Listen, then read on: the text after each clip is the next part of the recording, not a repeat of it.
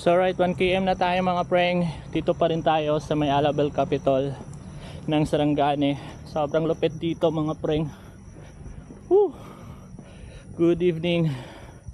Paskong Pasko na dito, November, I think this is November 13th evening.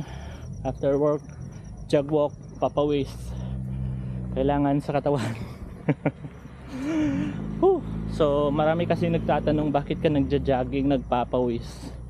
Ito yung resulta. Yung papawis ko kailangan talaga sa katawan ko.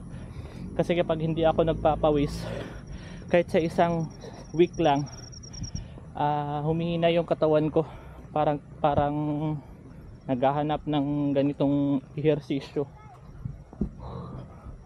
Alabel Capitol. So yun.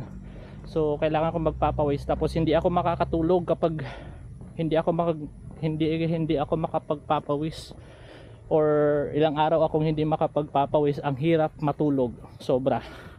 So yun lang. So yun yung isa sa mga reason kung bakit ako nagpapawis.